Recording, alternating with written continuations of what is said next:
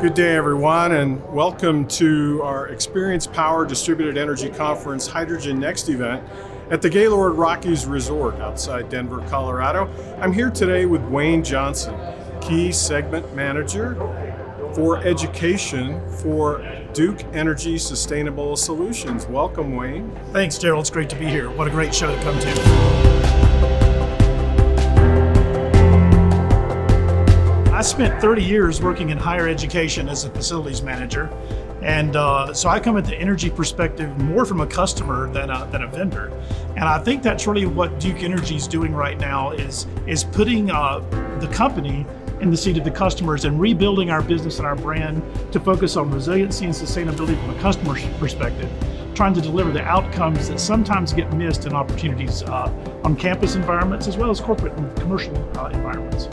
So we had a session yesterday that talked about campus energy. So can you tell me a little bit about what Duke Energy is doing in that space?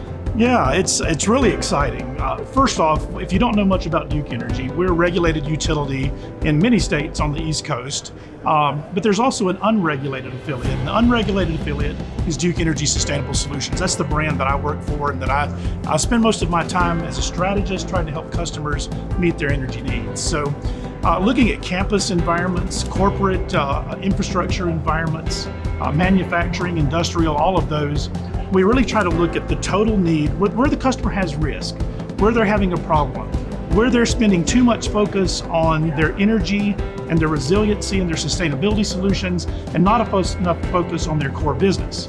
So that's when we come in, we look at it, we analyze the problem, and we put together a service solution that kind of removes that pain, takes away the risk, and makes sure that they can focus on their core business across time.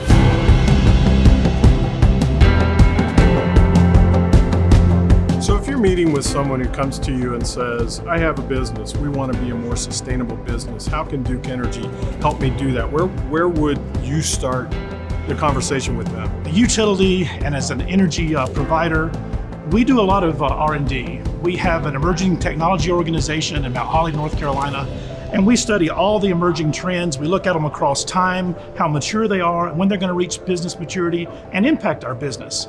So we kind of have a good position to evaluate customers and advise them on what the best solution is today and when they need to dip their feet in some of that innovative technology.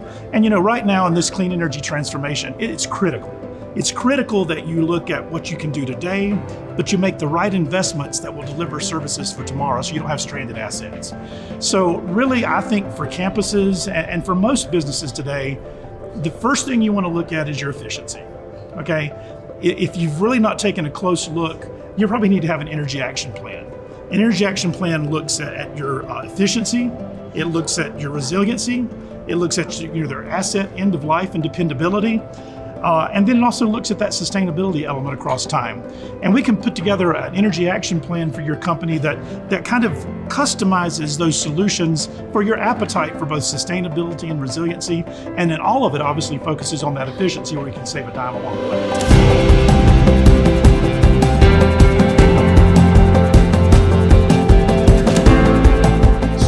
Technology. Are there specific technologies that Duke Energy likes to work with customers with, or are you open to a wide variety of technologies? There's a lot of change and a lot of growth happening right now. There is. One of the most interesting projects I'm working on right now is with the university in Florida, actually the largest university in the nation. We're working on a hydrogen microgrid project, taking multiple technologies, taking the CHP that they've got there already, and we're kind of integrating that solution and looking to use hydrogen as a solution. So it's really wonderful to partner with our academic institutions, and some of the work that I'm doing with academic institutions kind of paves the path for our C&I customers, right? So that they're not having to take that risk. Education's a little more innovative, right? They're a little more pushing on the sustainability curve. And so those kind of partnerships that we have in academics really are paving the way for other solutions. But CHPs are core to our business, particularly with the heat loads that are required, the thermal loads in a lot of plants, manufacturing. That's similar to education. We have a lot of experience in that. Deep energy retrofits are another area. And I think looking sometimes steam to hot water conversions, I think that's a big up and coming thing as we look at, electrification and fossil fuels and that balance, because the next 10 to 15 years, you're going to see tradition and innovation come together in a very creative way.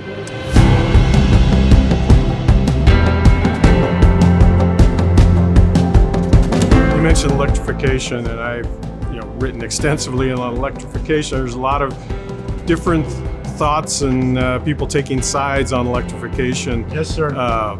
Duke Energy's involved in many different types of power generation technologies. So when you look at the electrification and the way things are going, any thoughts on, are we going too fast? Should we perhaps slow down a little bit? I don't think we're going too fast. I do think we need to move cautiously and wisely. The fossil fuels are a tough road for some customers this day and age. So people are looking for more renewable than fossil. And that's a conversation we probably have a whole hour to talk about if we could go down that avenue. So, that's really what we do. We look at that customer, that their value set, their corporate objectives. And then we kind of put that into perspective of where the world is, where the industry is. Because you have to balance both your internal views, your external views, and then your business demands to meet those needs. But, I see electrification moving ahead, but I also see for the next 10 to 15 years, we're going to continue to make investments in energy, particularly in some of that C&I manufacturing space, and quite frankly, for some educators as well. They're just not ready to bite the bullet just yet.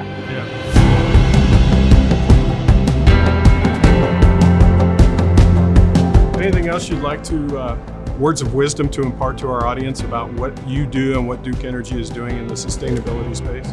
Greatest words of wisdom that I think I can give any customer, particularly my education customers. I was speaking at the P3 conference earlier this week, and Chris Cowan from the University of Florida was speaking about some initiatives that they're working on. And he said really that customers need to recognize their decision-making silos. You have the sustainability officer, you have the CFO, you have a plant manager, you have a facilities director. And all these folks come to the energy and sustainability issue from a different angle.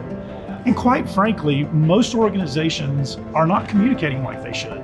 So, I go around and tell folks all the time, you need an energy therapist. An energy therapist is only good, though, when the institution brings together those leaderships.